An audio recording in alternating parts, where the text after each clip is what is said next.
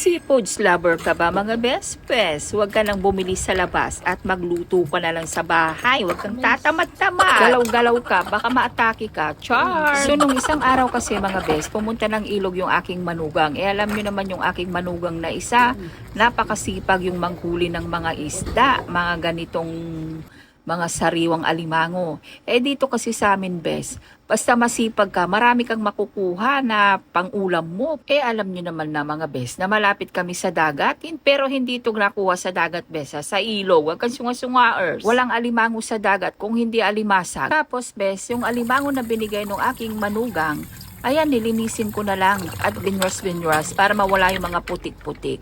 Tapos nagpabili na lang ako ng tahong, saka hipon, saka pusit sa palengke dun sa anak ko. Siyempre, sinamahan na rin niya ng mais.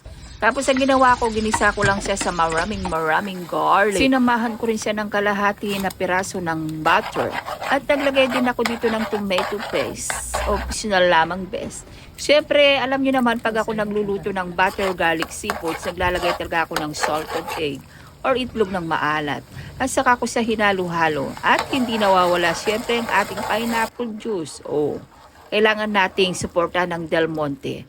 Dahil nga alam niyo naman, marami siyang natutulungan na mga farmers. Dinamihan ko na rin siya ng pineapple juice at tinalo-halong mabuti at pinakulong mabuti. Kung gusto mo ng maanghang best, maglagay ka ng chili powder. Kung ayaw mo, wag mo nang lagyan. So bago ko pala nilagay yung ating mga limango, nilaga ko muna siya o pinakulong ko muna sila lahat. Bago ko hinulog at pinagsama-sama na parang ganyan. Pagkatapos ay halo-haluin natin itong mabuti para mag-bonding all together yung mga ingredients sa ating seafoods. Ay nako best, pag binili mo to sa restaurant, Diyos ko, mahal ito best. Pero kung malapit naman kayo sa ilog, kumuha ka na lang sa tabi-tabi best. Pero kung marami ka naman datong, o di bumili ka na lang sa restaurant, hindi ka pa mapapagod magluto at wala kang maraming hugasin. So anyway mga best, ang dami ko na namang halas sa buhay. Eto na, luto na at tirahin na natin ito.